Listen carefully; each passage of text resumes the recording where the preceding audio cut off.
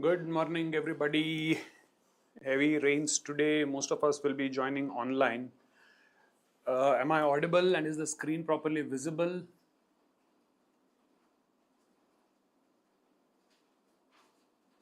Got a thumbs up. That's excellent. So, first session current affairs, May to July 2025. I will be giving you major updates of news from the past 3 to 4 months. And of course, I expect you to be taking down these notes because important events and related GK add ons as well. But as I have no way of monitoring you, I hope everybody will be giving me a regular feedback on the chat so as to I know whether you have taken down the notes and whether I'll be able to move ahead. Right? So if all that is fine, shall we start today's session? A quick thumbs up and we will do that. Great. So let's start with today's current affairs, starting with one of the biggest news headlines which happened in the past week, and that is Vice President Jagdeep Dhankar resigns citing health reasons, right? So, as we know, the second citizen of India, the first citizen of the country is obviously the president. As of now, we have Srimati Draupadi Murmu as the president, and we have the vice president who is also supposed to be the ex officio chairperson for the Rajya Sabha. So Vice President Jagdeep Dhankar, he resigned by submitting his resignation to the president of the country. And the reasons which he gave was health.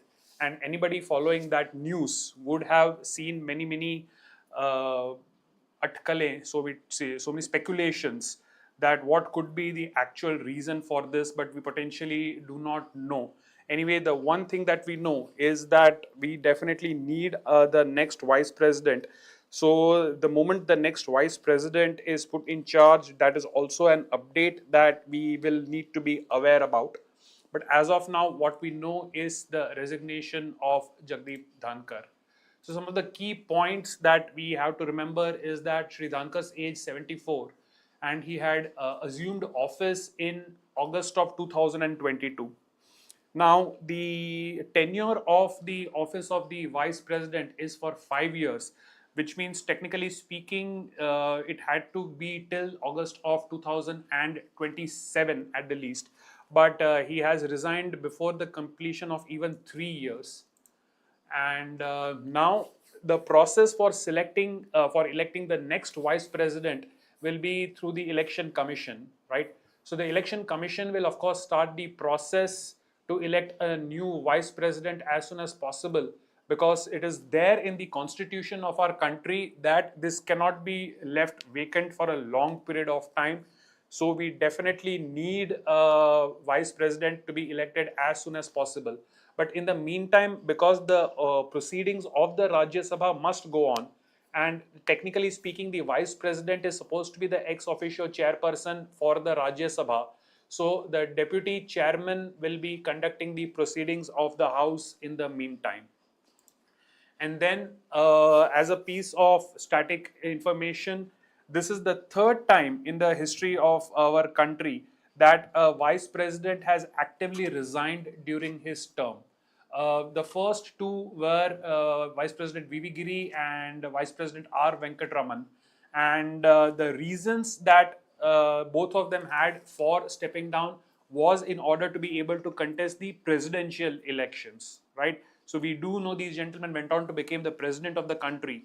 But as of now, with Shri Jagdeep Dhankar's reason for stepping down is being stated as health reasons. So whether he will actually be in line for the next presidentship is something which needs to be seen. So the important things that we need to know is just the resignation, and he's the third president, third vice president to have stepped down during the active tenure, and the two vice presidents who did so before him were Shri V.V. Giri and Shri R. Venkatraman. I hope you are taking down at least the key points.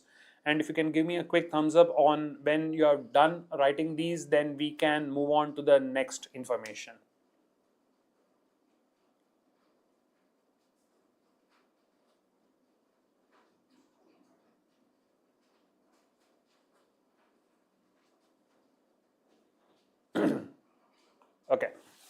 So let's take a look at a couple of GK related points.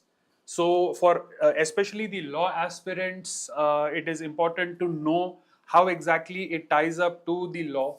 So Article 63 of the Indian Constitution is the one that you should be referring to, because the details of the vice president will be in Article 63 of the Indian Constitution.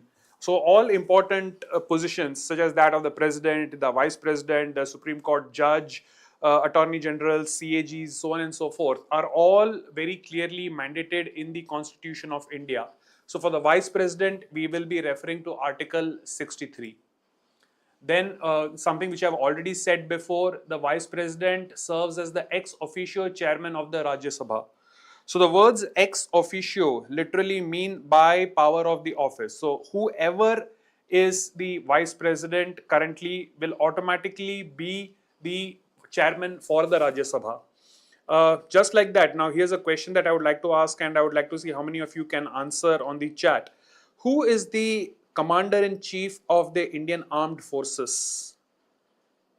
Let's see how many of you know this. You can type out your answer in the chat. I want to see how many of you know.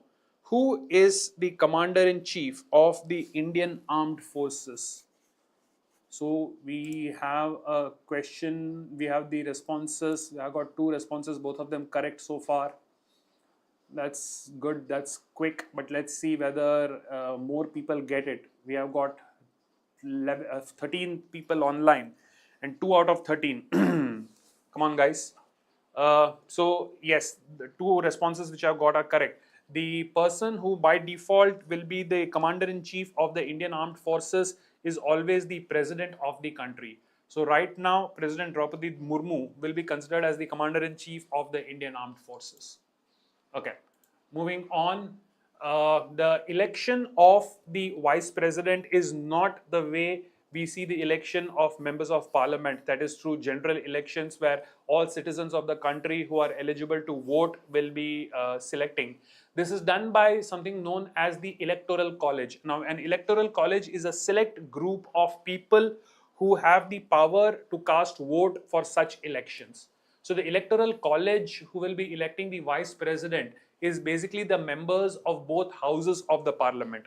So it is the members of the Lok Sabha and the Rajya Sabha. The Lok Sabha is the lower house, the Rajya Sabha is the upper house. So the members of the Lok Sabha and the Rajya Sabha together are the electoral college, and the election of the next vice president will be through the votes by these people.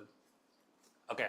Now, if the president resigns due to some reason or dies during their term, then the vice president acts as the president of the country. But this can only be for a maximum of 6 months, which means within 6 months of the vice president taking on the responsibilities of the president, a new president must be appointed, a new president must be elected. So it is also important to hope that the new vice president gets elected, because in case the president is no longer able to continue her tenure or her term, then it will fall upon the vice president to continue with the duties. So the line of succession, this is known as. So it is always important to have the vice president elected as soon as possible, so that in case of there being a vacancy for the post of the president, the vice president can serve as the interim president in the meantime. Okay. Moving ahead, like I said, the order of precedence. So after the president, who is the first citizen of the country, we get the vice president, who is in the order of succession, the second person in charge. Okay. Now, the eligibility criteria as to who can become the vice president of the country, there are very, very specific rules. So it says that the age of the vice president must be at least 35 years old, and they must satisfy all the conditions which are necessary to be elected as a member of the Rajya Sabha. So a person who has to be elected as the vice president, A, has to be a minimum of 35 years of age.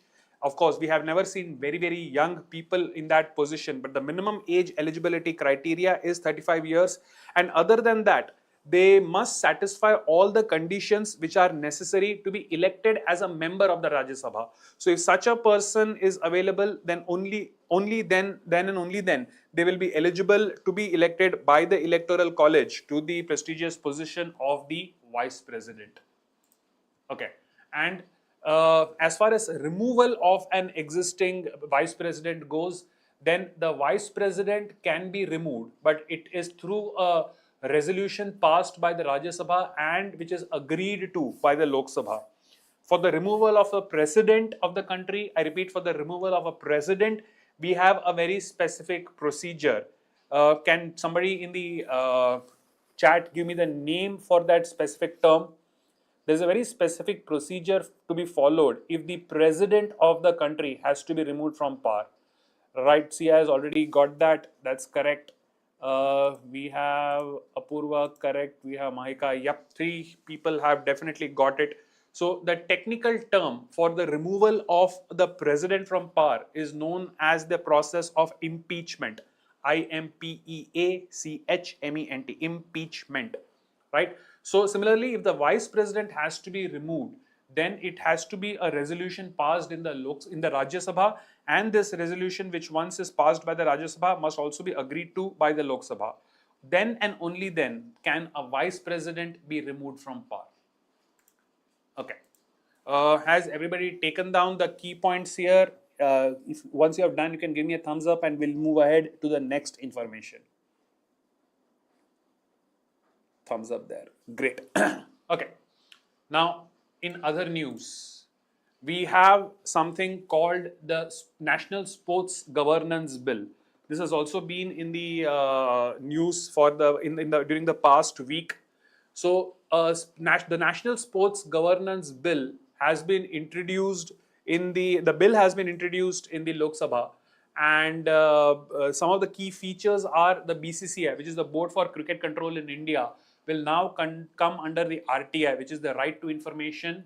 There will be tribunal to resolve disputes, and basically everybody is trying to bring more transparency into all these affairs.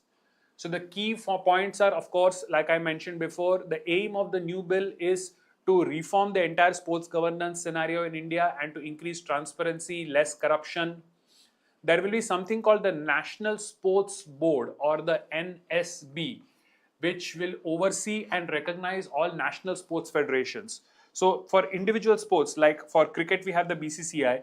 For sports like football or hockey or tennis or badminton or wrestling, they have individual national sports federations. And these are the apex bodies governing for governance of the sports in the country. So now there is going to be something called the National Sports Board, which will of course recognize and keep a check on the activities of all the individual national sports federations. In addition, there will be something called the National Sports Tribunal, which will be the body which is going to resolve all sports related disputes. So in case there are any legal issues, in case there are any disputes related to each individual sports, right, we now will have the National Sports Tribunal, which will be in charge of resolving all such matters. And of course, the BCCI, the Board of Control for Cricket in India, one of probably the richest boards, not only in India, but probably also the richest cricket association in the world. It will technically now be recognized as a national sports federation, right? It will not be an independent body just for the sport of cricket, but it will be technically a governmental type body. So it will be a national sports federation, and it will now also be under the purview of the bill, which means a lot of governmental control is now expected to this body. Now, a lot remains to be seen as to how it is going to affect the body, because it has a lot of money, and people have always spoken about how the rich cricket association should be actually funding a lot of the other sports which do not get as much importance. So we can expect a lot of political things in the future, but as of now, let's just see when the bill gets converted into a law. And I hope everybody knows the process of converting a bill which is tabled in the parliament, right? It needs to get passed, and then it needs to get the assent, and only then the bill gets converted into a law. So technically, those are the details for the National Sports Governance Bill. Thumbs up if you have done writing. We can move on to the GK add-ons for this.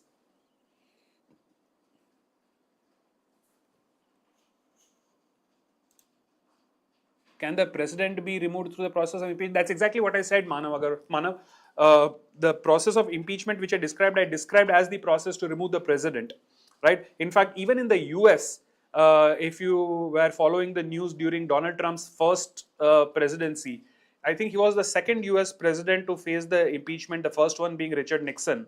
And during the end of the term, there was impeachment against him and a lot of charges against him and this and that.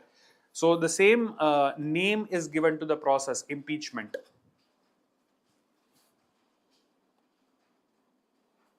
Okay. Now let's take a look at the GK related things. All the recognized sports organizations, including the BCCI, will now be under the Right to Information Act.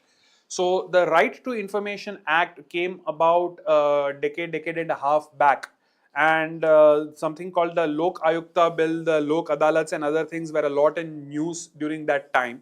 And it was led by Anna Hazare and Arvind Kejriwal, and it was the entry point for Arvind Kejriwal into politics. He came into prominence fighting for the Right to Information Act and other things, and after that actively joined politics, and as they say, the rest is history.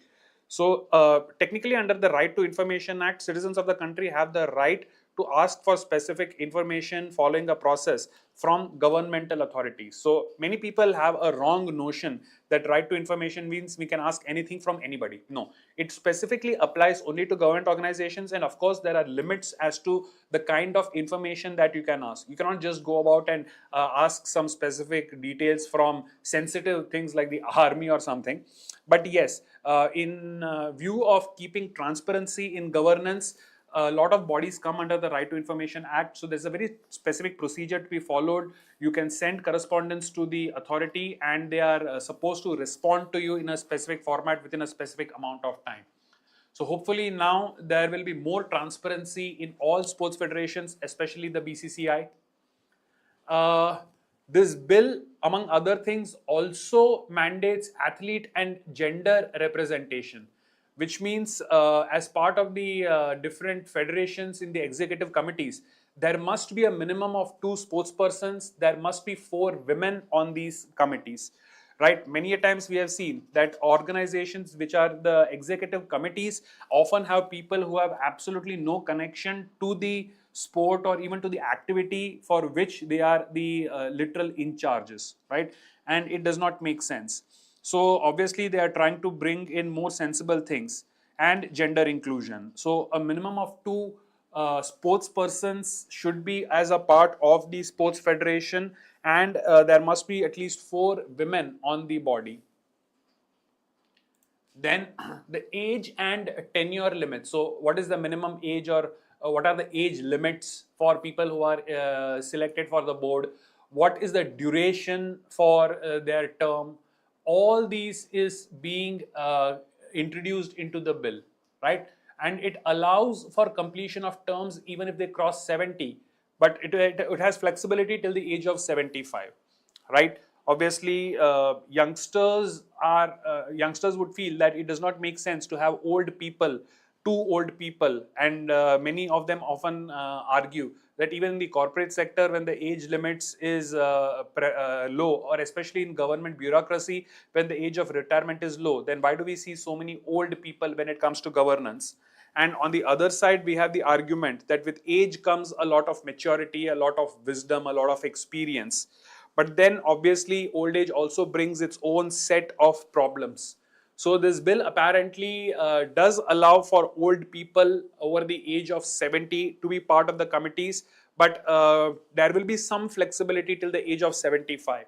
So once the bill is made public, once the law is created, it would be very interesting to see what kind of specific age limits have been introduced. Okay. For election of all these members, there is going to be a national sports election panel, right? Just as you have the election commission in India for overseeing all different types of elections. In fact, we have had a reference to the election commission even in the previous news, that it is going to be the authority in charge of overseeing the election of the new vice president. So similarly, there will be a national sports election panel which will be making sure that free and fair elections are happening for the executive members.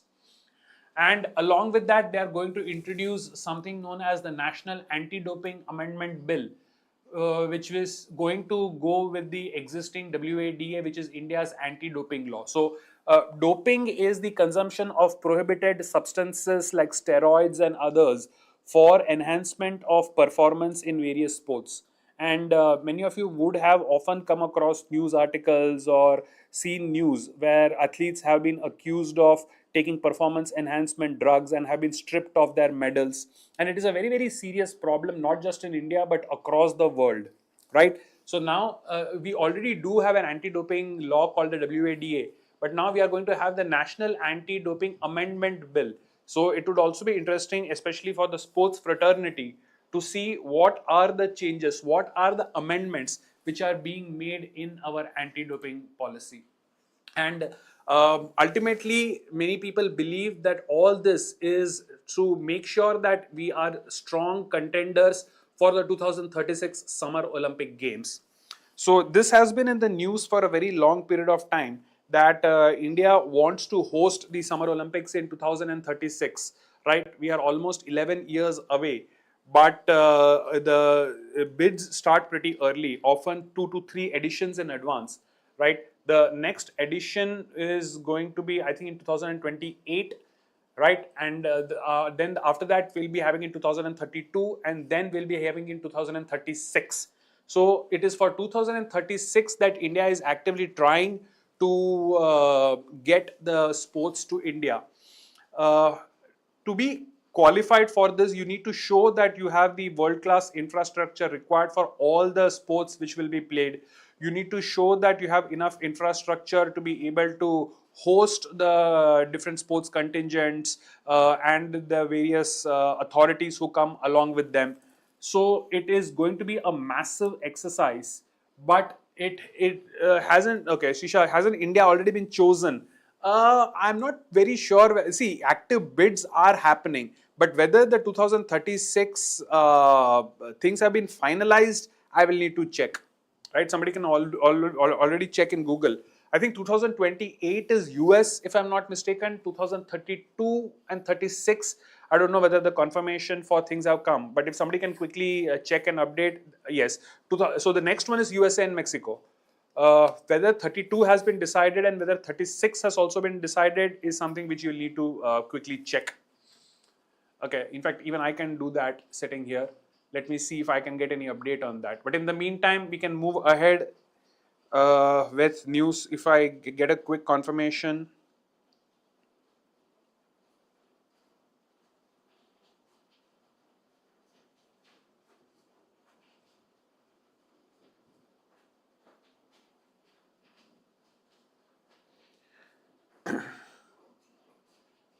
Okay, the recent news is that Qatar has also confirmed a bid for 2036, which means a lot of people are in the run, but the final selection hasn't been made. Officially, India and Qatar are hoping to be selected for that, but I don't think the final decision has been made. Okay, 2032 Olympics will be in Australia. 2032 Olympics is in Australia. So 2028 US and Mexico, for 2032 Brisbane in Australia, and then in 2036 India is strongly hoping that we will be given the chance, but Qatar has also shown its interest. So it will be very interesting to see who wins the final bid. And of course, when that happens, that will be a major news. But as of now, it's not confirmed. Okay, yes, if India wins, then Ahmedabad, of course, is going to be one of the major cities. Nikki, that's right. Ahmedabad will, hopefully, Ahmedabad will be one of the major venues for this. I don't know whether you have followed the news, but the World Chess Championships 25 is expected to happen in India. And Ahmedabad and Goa are the two locations where this is expected to be. One of the two locations, Ahmedabad and Goa. In 2036, it's not confirmed yet. Okay. So let's move ahead with the next piece of information. Okay, so the Right to Information Act came in 2005, 20 years before. You would have seen the mention of WADA with relation to the Anti-Doping Amendment Bill. So WADA is the World Anti-Doping Agency, which is an international agency responsible for promoting, coordinating, and monitoring the fight against doping in sports. The Indian Olympic Association is the governing body for the Olympic movement. It started in 1927, pretty old, almost going to celebrate its 100th year in 2 years.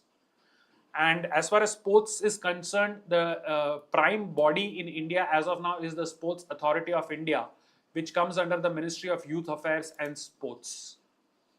And National Sports Federation refers to any national governing body for any specific sport. Right.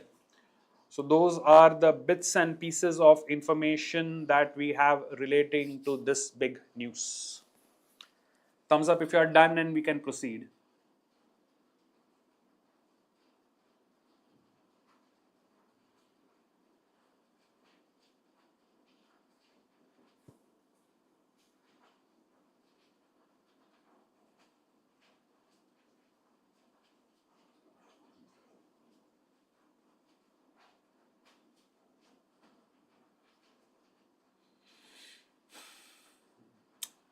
Okay, just waiting for a couple of more confirmations and then we can take the next update.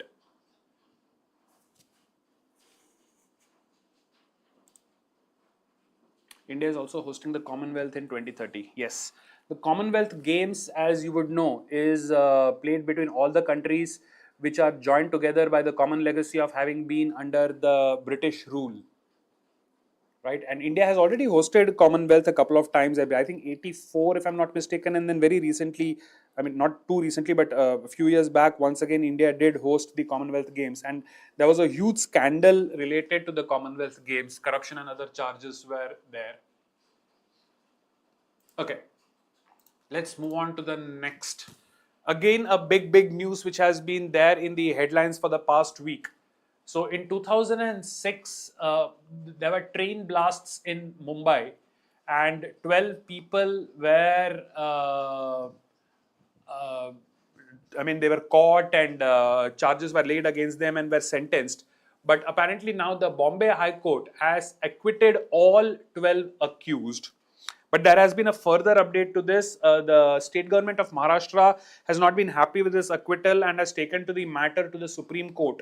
And the Supreme Court is also examining the case. But as of now, the update is that they won't be taken into custody as of now. The Bombay High Court has acquitted, that is, released them as of now, and the matter has now gone to the Supreme Court. So, just to see the updates, the High Court, that is the Bombay High Court, it overturned a 2015 verdict by the MCOCA court, which had given 5 death sentences and 7 life imprisonments. And if you have been reading the news, you would be very surprised to see the kind of pronouncements, or at least the kind of observations which were made by the judges. They were very critical of the investigating agencies, and they said that it felt as if they were of the opinion that it has been a rushed judgment and proper things were not taken into consideration. And the news articles, of course, seem to point out that the High Court, the Bombay High Court judges were very critical of this before acquitting all 12. Right. Just to give you an update, the court, the Bombay High Court, that is, it mentioned certain specific harsh words like there were deep-rooted flaws in the investigation by the Maharashtra Anti-Terrorism Squad. It criticized the prosecution and said that you have failed to establish guilt beyond reasonable doubt. Because when you're looking for a sentence like life imprisonment or probably even the capital punishment, which was awarded in this case, it has to be proven beyond all reasonable doubt that this person is guilty. The highest benchmark of evidence, the highest benchmark of proof is set, because you cannot afford to give such harsh sentences unless and until there is absolutely no doubt about the guilt of the people, of the accused. And apparently the Bombay High Court has said that the prosecution has failed to establish that they were guilty beyond all reasonable doubt. So that was the reason, one of the reasons given by them. It's stated that this is creating a false appearance of having solved a case. It says witness testimonies and confessional statements were deemed unreliable by the High Court. Of course, like I mentioned, the update to that case is that the Supreme Court has stayed the High Court acquittal verdict. So, to stay a verdict means when a lower court gives any verdict and that verdict is not allowed to be, that verdict is not allowed as the final verdict. So, it has put a stop on that. So, the Supreme Court has stayed the High Court verdict, but it has also said that for the time being, the 12 accused who have been released need not go for jail.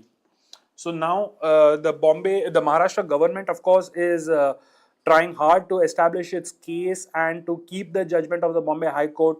So this is also going to be a major trial which will be followed. And of course, what you need to understand is that when cases go from a lower court to a higher court, you don't fight the entire case. It's in the appeals you just see whether the procedures have been properly followed and if there are any procedural faults. It's not as if the entire case is going to be tried from scratch, but the verdict, the judgment will be examined thoroughly. So that's the update for the news of the acquittal of the 12 accused in the 2006 Bombay trains blast case. Thumbs up if we are done and can move ahead.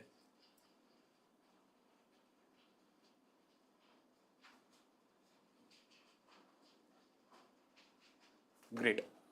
Okay. So, MCOCA, the MCOCA panel or the court was the one which had convicted them. So, MCOCA stands for Maharashtra Control of Organized Crimes Act. And it is specifically designed to deal with organized crime and terrorism. The Supreme Court of India obviously is the highest judicial court and it is the final court of appeal. So, if the Supreme Court gives a judgment, then beyond that you cannot go. From a lower court, you can go to a higher court, right? Let's say if let's say a verdict in a district court, it may go to a higher court like the High Court. A High Court judgment may be appealed in the Supreme Court, but once the Supreme Court has given a verdict, that's the final court of appeals. You cannot appeal beyond that. Like I mentioned, a stay, what is meant by a stay? So stay means that the higher court has put a temporary hold on the judgment of the lower court. So in this case, the Supreme Court has temporarily restricted the judgment of the High Court. So that is what the word stay means. And of course, ATS, movies have made this very popular, but ATS is the Anti-Terrorist Squad. Kavya, just give me a minute. I'll go back to the previous slide once this is done.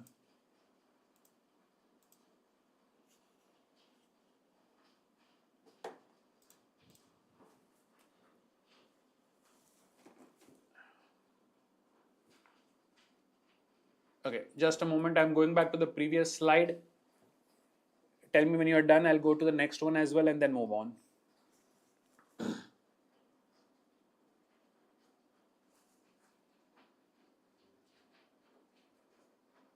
Done? Okay.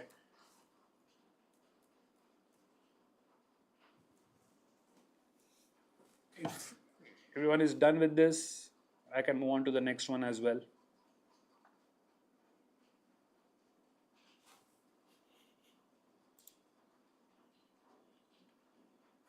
The deacon has been revoked. This can only be, the decision has been revoked and it can be done by the Supreme. See, what has happened is that under the MCOCA thing, they were convicted. Then it moved on to the Bombay High Court and Bombay High Court gave that the decision was not right, so they were set free. Now, the Maharashtra government has taken it to the Supreme Court and the Supreme Court has said that this acquittal is not right. Right? So, what would you presume that when an acquittal, a release has been stayed, then you should rearrest the person and keep them till the final decision comes. So the Supreme Court has said, no, we put a stay on the acquittal, which means we will examine whether letting them go is right or wrong. But in the meantime, it's not necessary that they have to be kept in prison. So the stay simply, it does not mean it has been overturned. It means they are now going to examine it. If they find the acquittable to be proper, then their stay will be released and the acquittal stays. If if after the case has been heard in the Supreme Court and then they discover that the acquittal was wrong for some reason, then and only then it will be overturned. As of now, the decision has not been overturned or revoked. It has only been stayed.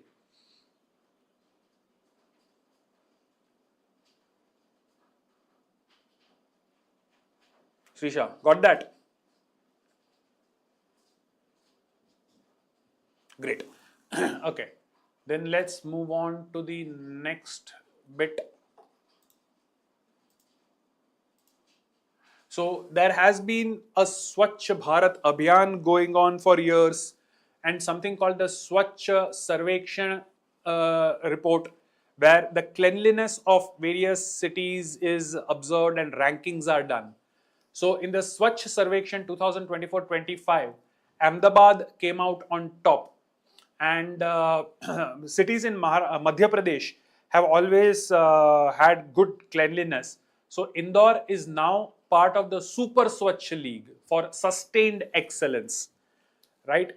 So Ahmedabad has been declared the cleanest city in the category of million plus cities, which means that any city which has a population over 10 lakhs, over 1 million, is in this particular category. And for the first time, Ahmedabad has been declared as the top city for cleanliness in this particular category of million plus cities.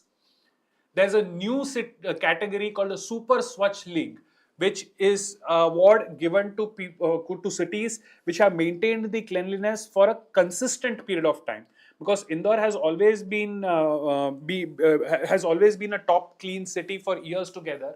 So there's a new category called Super Swachh League, right? And Indore has been transferred to that category. In fact, it is the 8th consecutive year for which Indore has been consistently the best city in terms of cleanliness.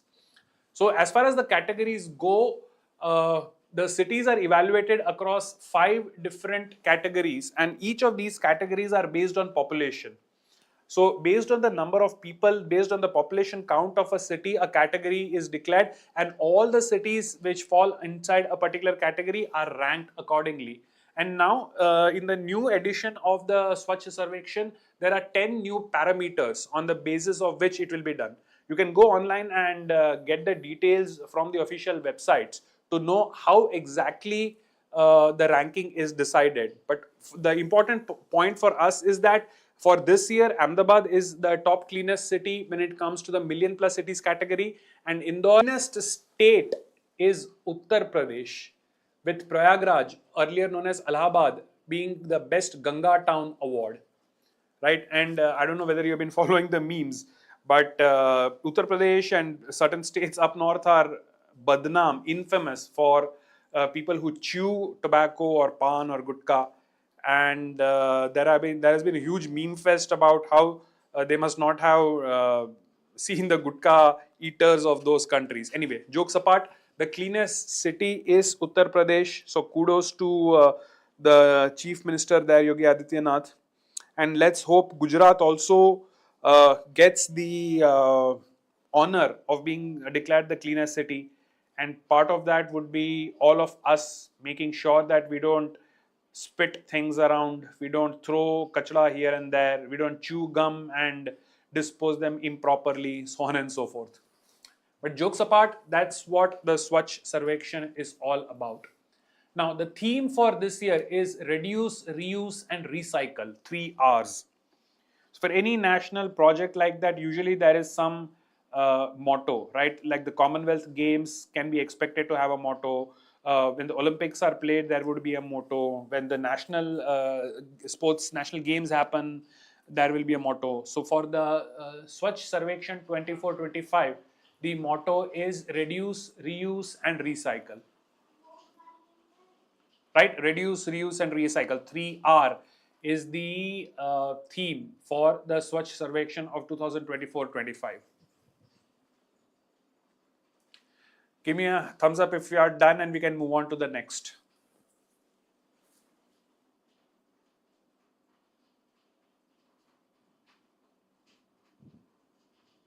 Great. Okay. And of course, this entire thing is under the Ministry of Housing and Urban Affairs.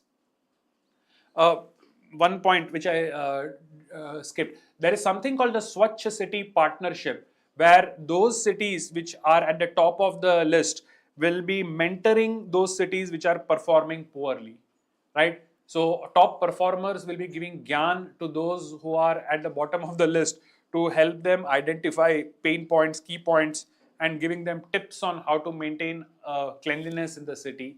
This entire exercise comes under the Ministry of Housing and Urban Affairs.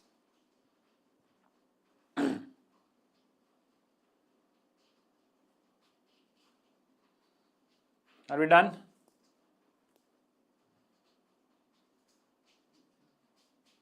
Great.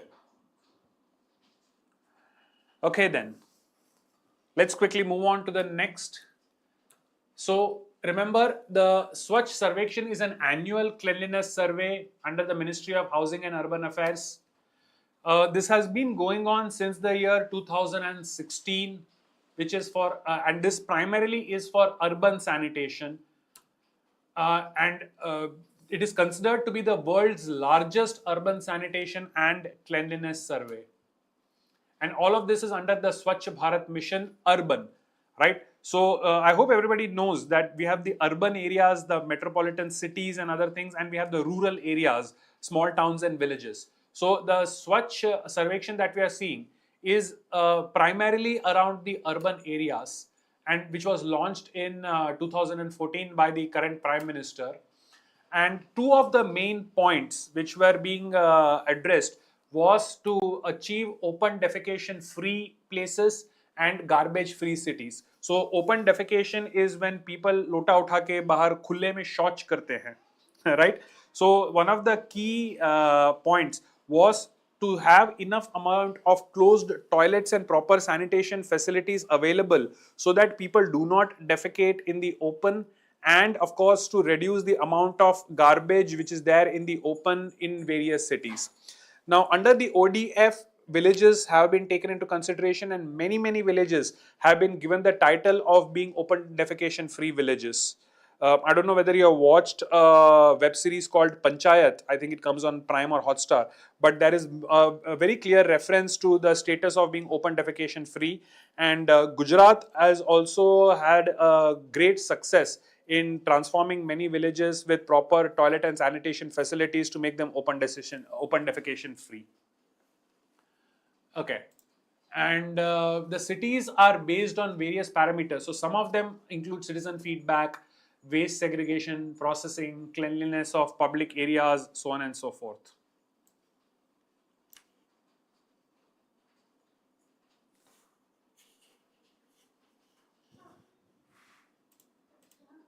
Right? And just like we have for the urban areas, now we have the Swachh Sarvekshan Grameen also for the rural areas, which will fall under the Ministry of Jal Shakti. So now that the urban cleanliness thing is a great success, it is now being extended to the rural areas. The initiative is being extended to the rural areas as well. And just like the Ministry of Housing and Urban Affairs undertakes this survey for urban areas, the Ministry of Jal Shakti will be responsible for rural sanitation assessment.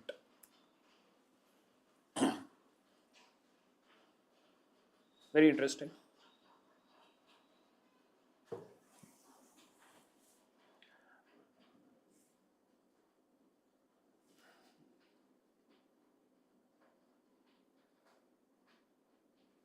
Are we done?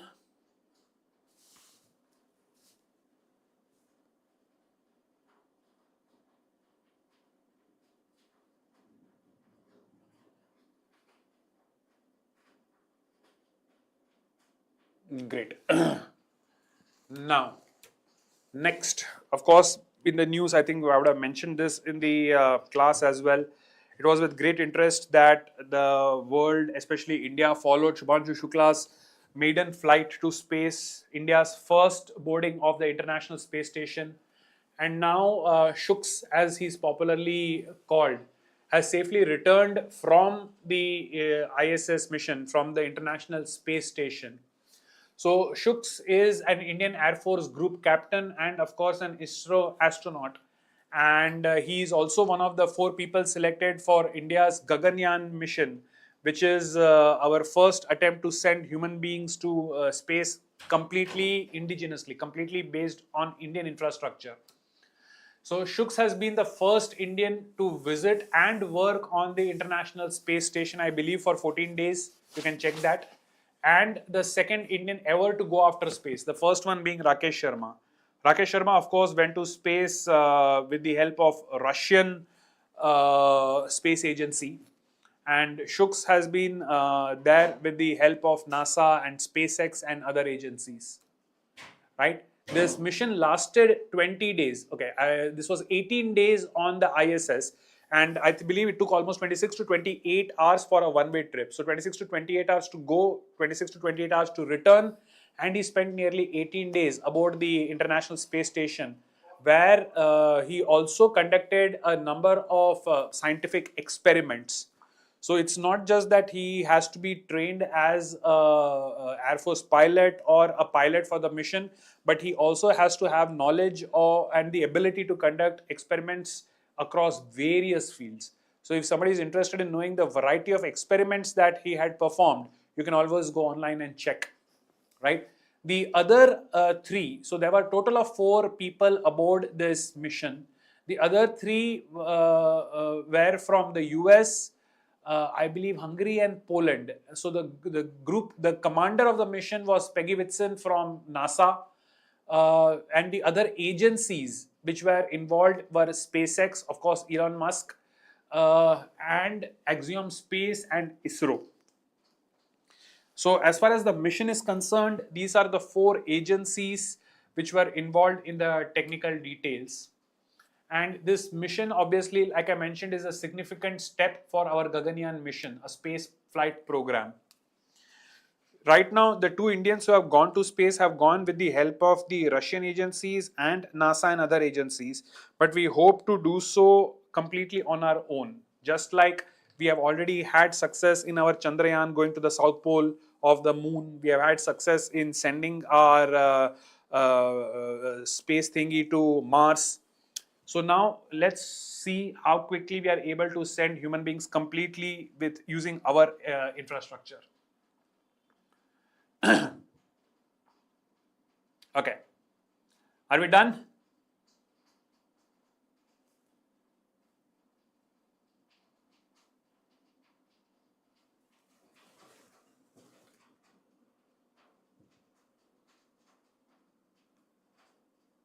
Nice.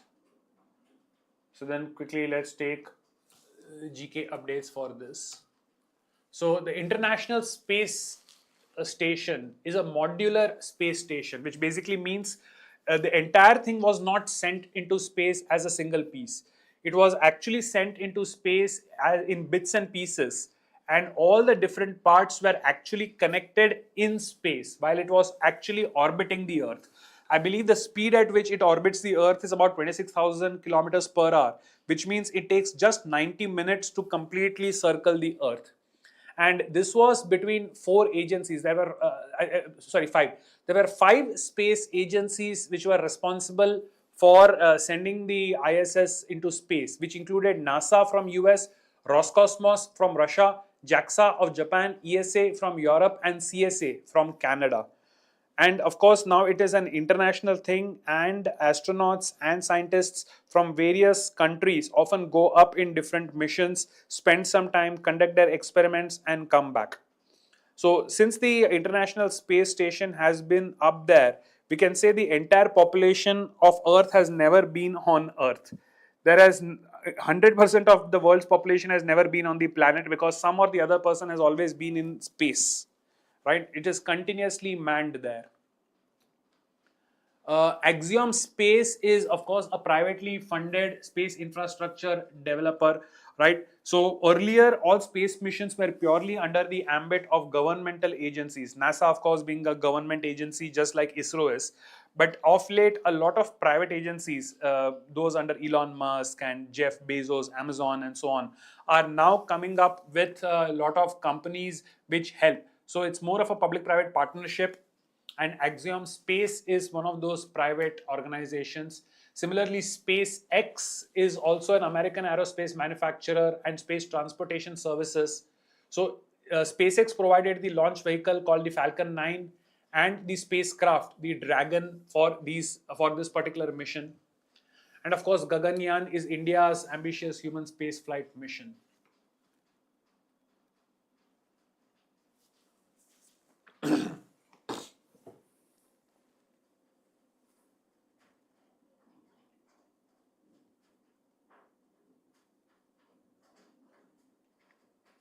Quick heads up if you are done.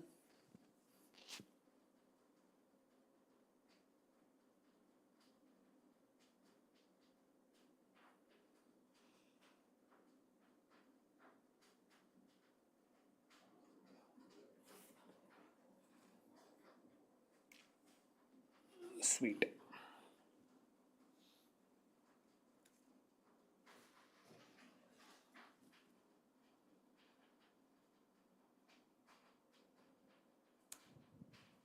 Okay. Moving on to the next piece. Okay, just a minute. There's a question or an update. Is it going to crash in 2030? ISS. Oh God, I hope not. Why would something like the International Space Station crash?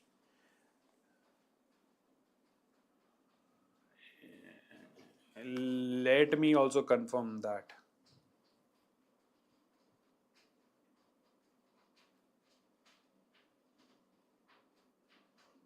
Okay, so I was not aware of this, but technically, the International Space Station is planned to crash into the ocean in 2031. But it is not going to be a. It's not going. Technically, it won't be a crash. It's called a controlled deorbit.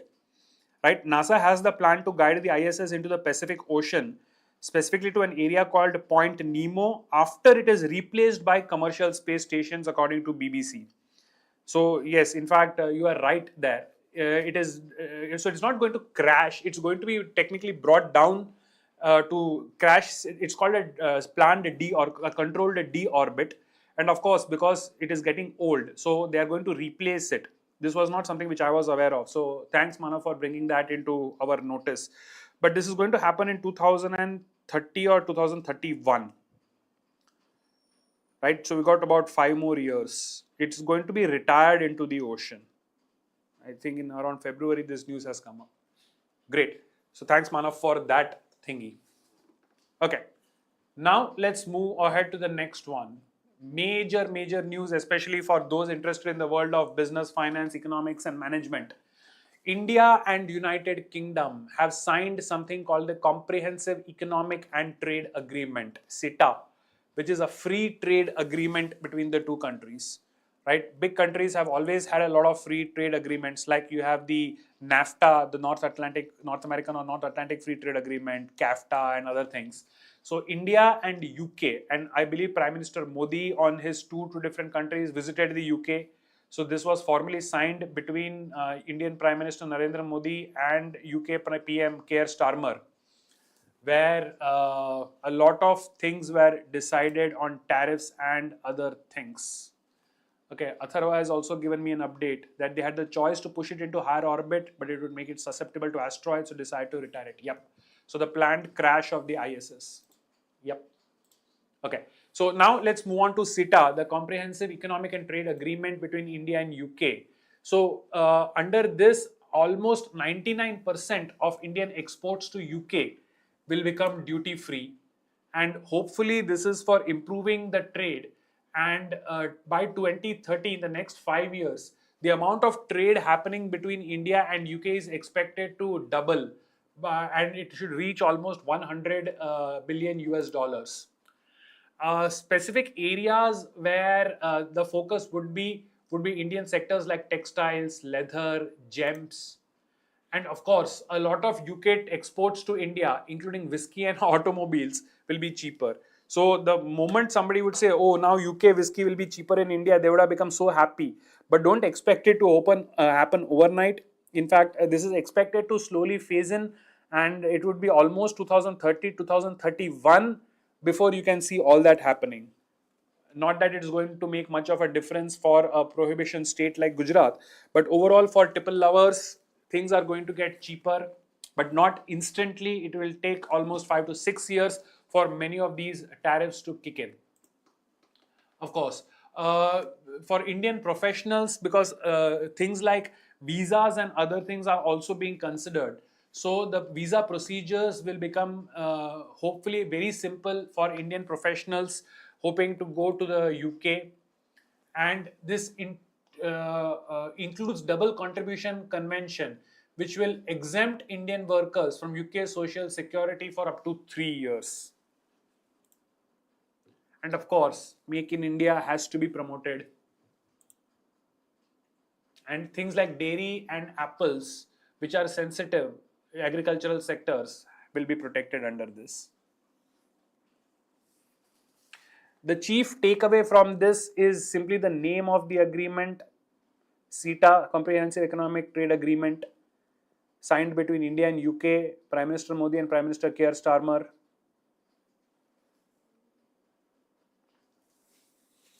The others can be talking points during an interview.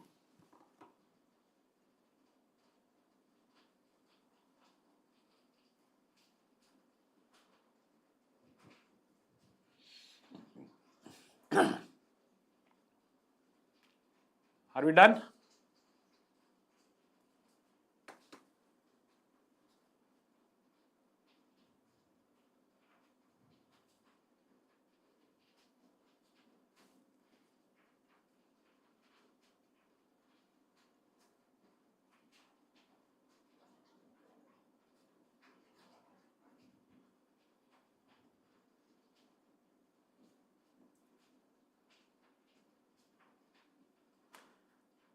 Heads up if you have done with this so that we can move on to the next GK add-ons, I think.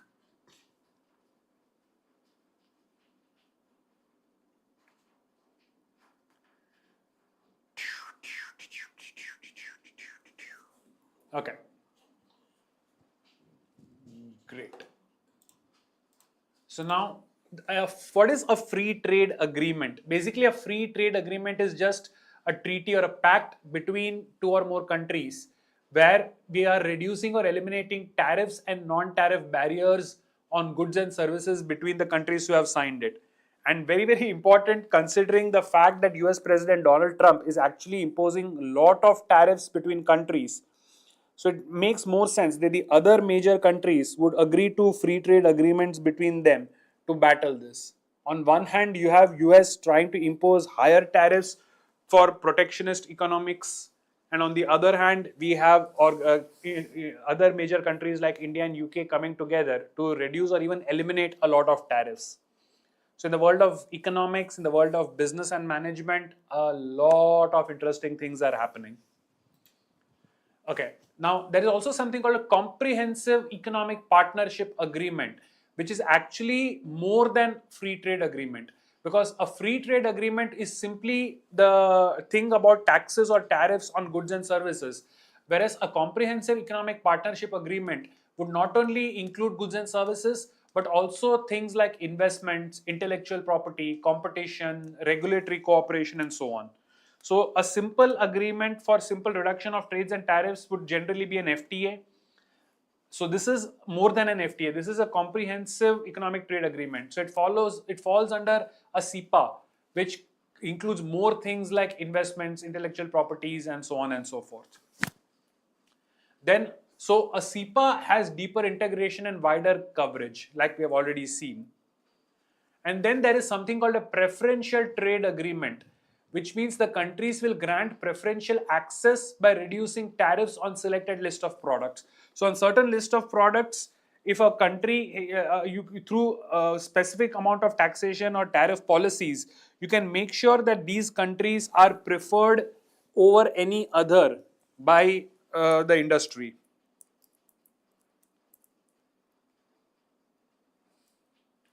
These are just terms which business aspirants, economic aspirants should be aware of.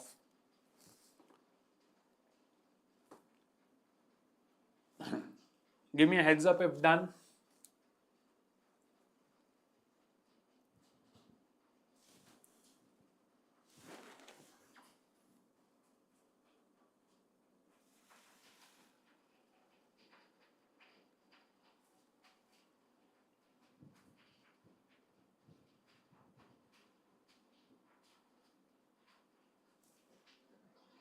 Are we done?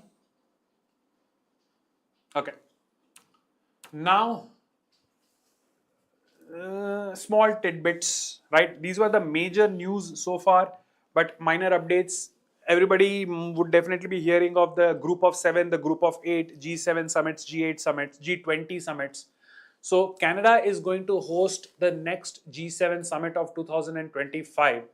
It will be in Kananaskis in Alberta in from June. So, it should have already taken place then. I updated these news quite some time back. Okay, so it would have already taken place in June. Canada has also hosted 6 times previously. Last time it did was 7 years back in 2018. So, what is the G7 about? It's simply about cooperation between specific countries for global economic, political, and security issues.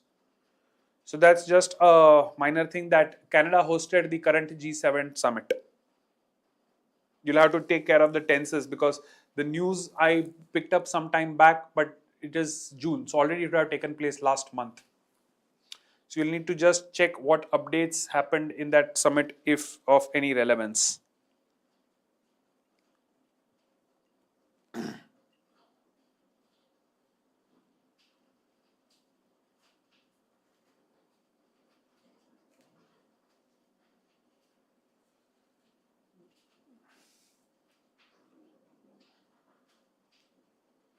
Done?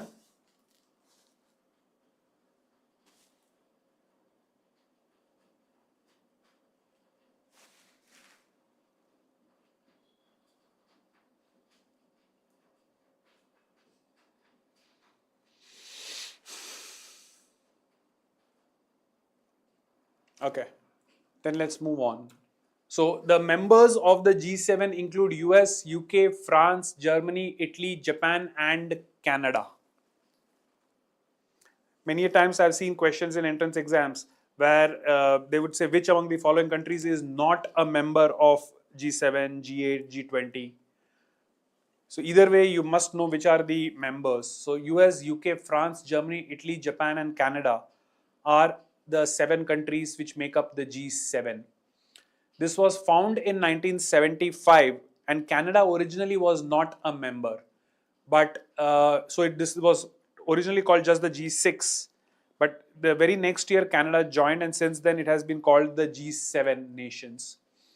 The presidency of the G7, it vara farti varo, tara pachimaro, right? So it rotates among the countries every year. Currently, it is Canada which is the president for the G7.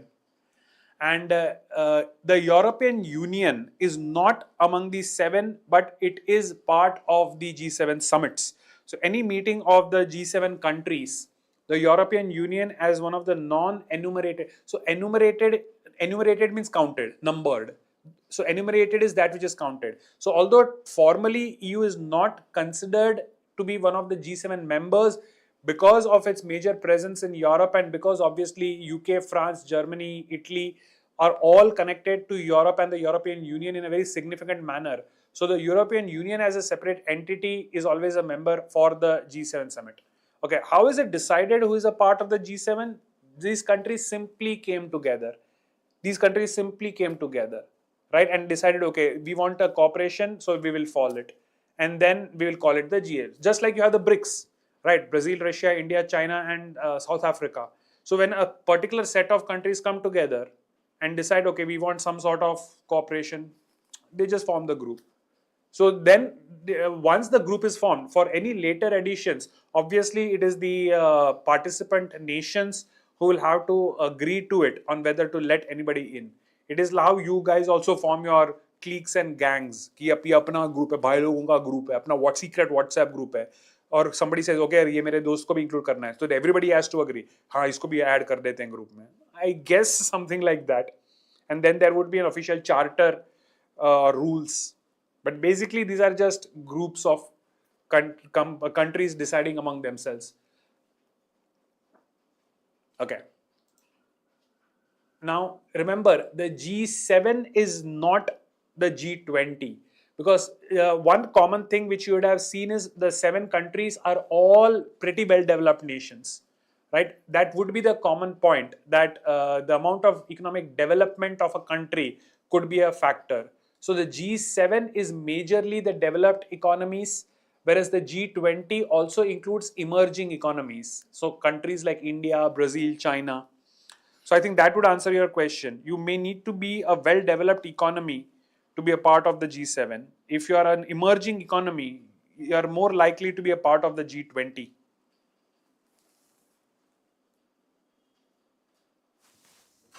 And of course, as an exercise now, you can also try to remember the names of the 20 countries which are members of G20.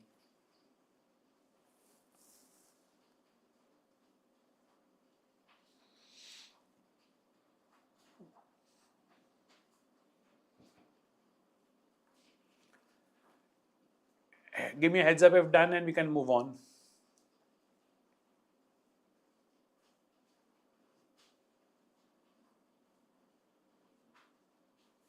Nice.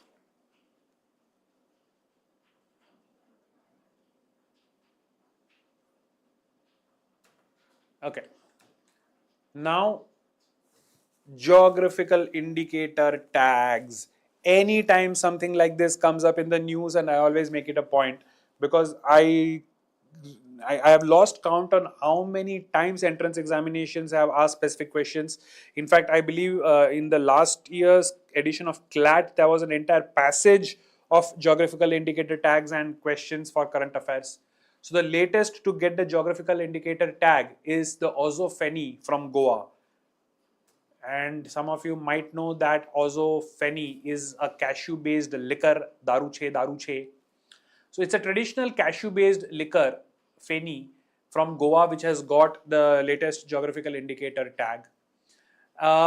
Some of the common reasons for which these things are given, the GI tag is given, is that it should be a part of your cultural heritage. The method of creating it will be pretty unique to that particular region, and so on. The Ozo Feni is specifically produced by Kaskar Distillery, which is from the Nanora village near Panji, Panji being the capital of Goa. Right? So the only thing you need to remember is that Goa's Ozo Feni, which is basically a cashew-based liquor, has now got the recent GI tag. That's just the one-liner information that you need to be aware of.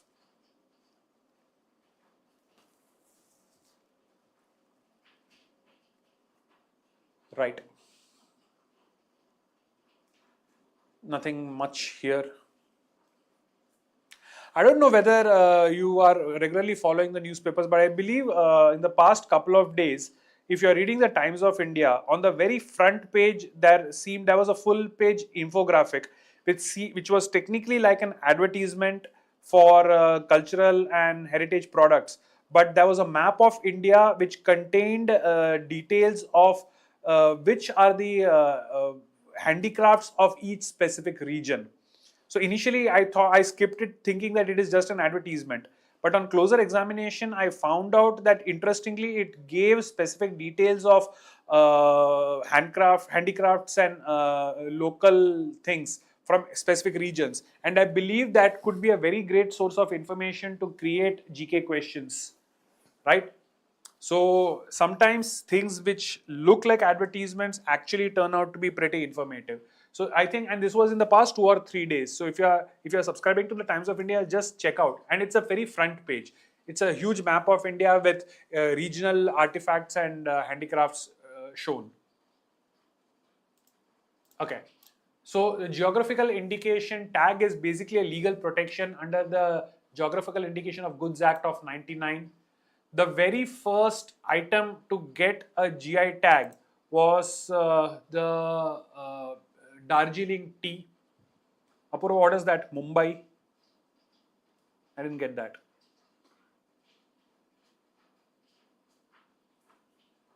The first thing to get a GI tag was Darjeeling tea. Other important things include stuff like Khola chili, Harmal chili, Goa Mankur mango. What it does is this tag protects the local heritage, it boosts tourism, prevents imitation. Because the issue of the Kolhapuri chappal and a major brand from the West selling it at an exorbitant price has been in the news. So having a GI tag is not just a matter of getting recognition, but it's also legal protection. There's these indigenous news. That center was mentioned in Mumbai. It was called as Swadesh. Yes, yes, yes. It had the image containing the heritage details. Yes, it was Swadesh. Yes, yes, you are right. Okay. So are we done with this geographical indicator tag news? If yes, we'll move ahead.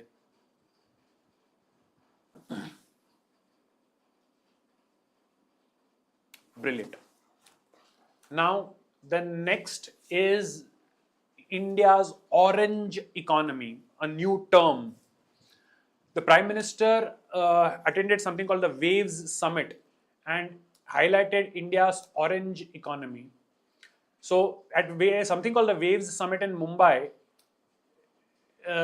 which had the focus on of which was on content, culture, creativity, and economic development, and encouragement of intellectual property and innovation.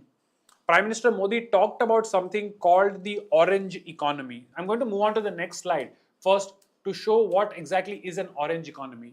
So, orange economy, this term comes from Latin America. Latin America is countries more associated with the south of Northern America and South America. That's all called. So most of the countries which are Spanish speaking are mostly known as the Latin American countries, which could include Brazil, Mexico, Argentina, and so on, which are not predominantly Spanish because Brazil and Argentina more have Portuguese, but these are popularly known as the Latin American countries. So you could have Guatemala, Chile, Colombia, so on and so forth. So orange economy refers to creative economy. So that would include things like film, music, fashion, art, design, gaming, and even UN organizations like UNESCO and UNCTAD, they support creative industries for sustainable development. So because India's media and entertainment industry, what is also popularly termed as Bollywood, is probably one of the largest in the world. So it makes sense. So the PM's visit is not of as much relevance as the reference to the term orange economy. So the main takeaway from this is understanding what is meant by orange economy. So economy related to creativity, film, music, fashion, art, design, gaming, all that is part of what is known as orange economy. Don't ask me why it is called orange. And I don't think it will have anything to do with the current political party in power in India, because this term was not coined by them. This term has been coined in Latin America. Although I see how the current political party in power would find this to be very good.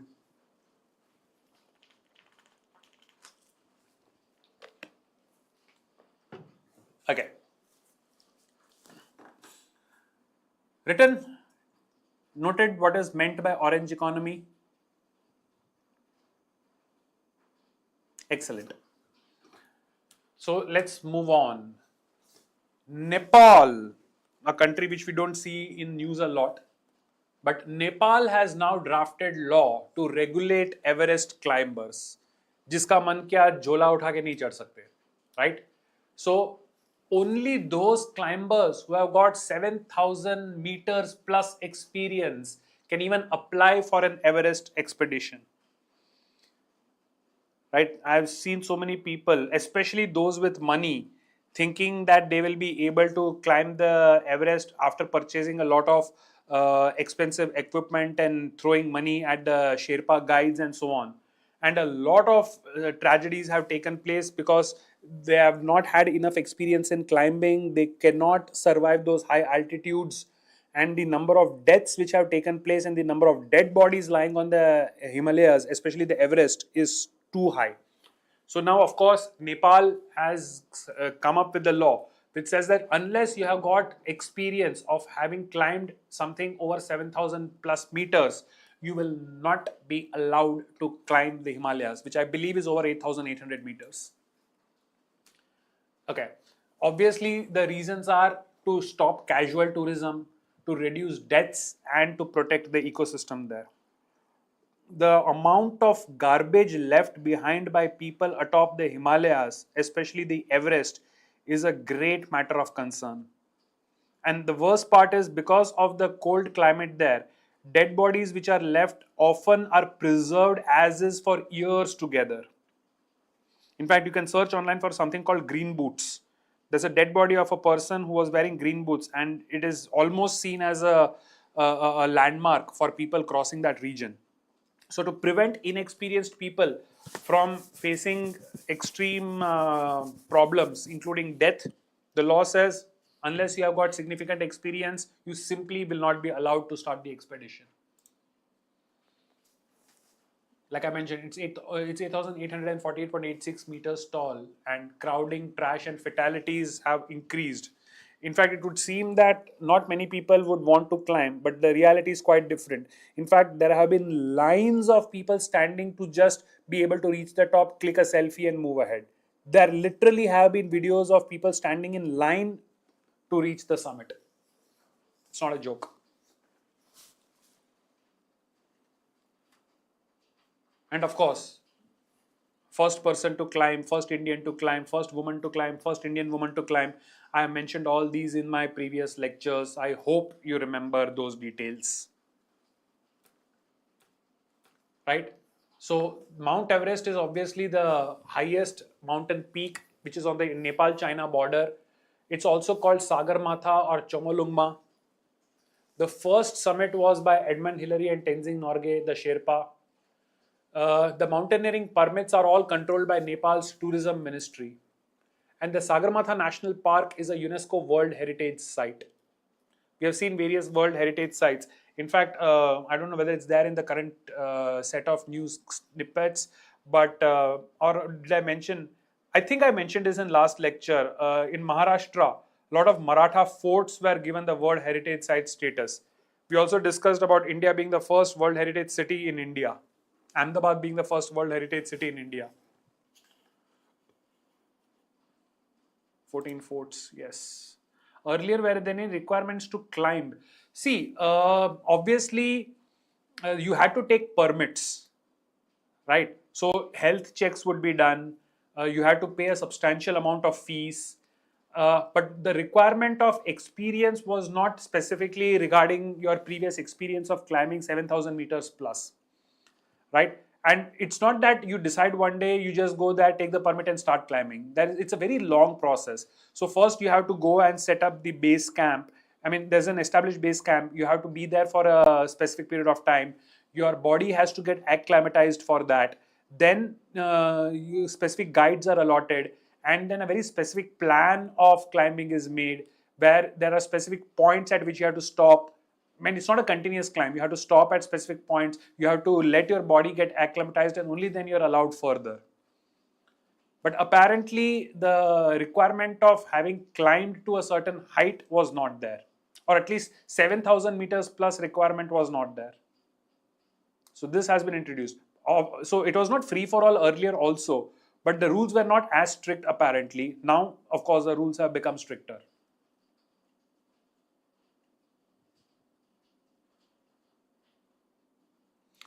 And I don't know whether you're aware of this, but at high altitudes, because of the thin atmosphere, oxygen is a requirement. But there have been people who have climbed the peak even without oxygen. Of course, most Westerners won't be able to do that. Most of them would be the sturdy Sherpa. But yes, there have been people who have even reached the summit without additional supplemental oxygen. Again, very, very dangerous feat. And there are different routes which you can take to climb. I think the south or east is easy, and the toughest one is North Face. Right? North Face is not just a brand of equipment, because I've seen guys wearing those jackets, hoodies, and bags with North Face logo. So that North Face is a reference to the North Face of the Everest, one of the toughest routes to climb. Okay.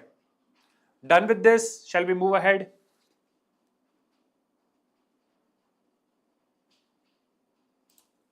Okay. So next, the Supreme Court upholds the right to know in the Wikipedia case. What is this? So there was a Delhi High Court order to delete a specific Wikipedia page, and the Supreme Court has struck this down. So remember, two terms we have seen today. One is a stay and one is strike down. So a stay is, as of now, we will examine what is going to happen. That is not a reversal of the judgment, but striking down is literally reversal, right? So the Delhi High Court passed an order to delete a Wikipedia page. The Supreme Court has said, nope, this order is not. It is under your right to know, which is Article 19(1)(a) and 21 of the Constitution of our country. And it says public criticism and access to information are all part of democracy. So you cannot just ask to take down information from Wikipedia just like that. People have the right to know. People, even if something is criticizing you, right? I believe as long as it is not defamatory, it would be protected under the right to free speech. So the chief takeaways is what is Article 19(1)(a) and Article 21, and the fact that the right to know comes under Article 19(1)(a). Law aspirants should definitely be aware of Article 19 and Article 21. Often considered one of the base laws protecting protecting democracy and free speech in the country. Very fundamental rights.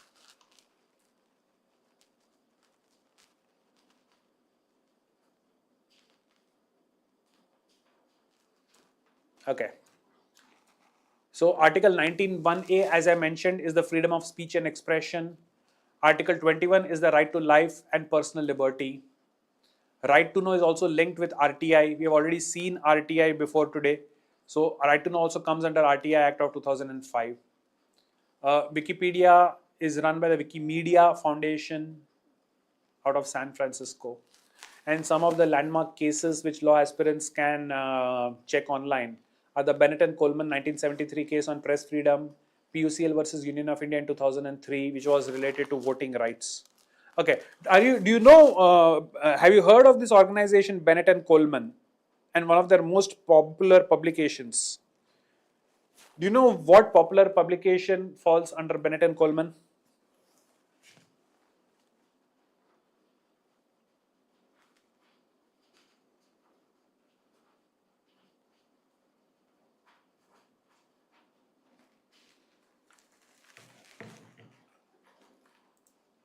Yep, Apurva. So Bennett and Coleman is also popularly known as the Times Group, your Times of India. And I'm sure everybody is aware of Times of India. So Bennett and Coleman is the name of the company which runs the Times Group. Times of India comes under it. Right? Are we done with this?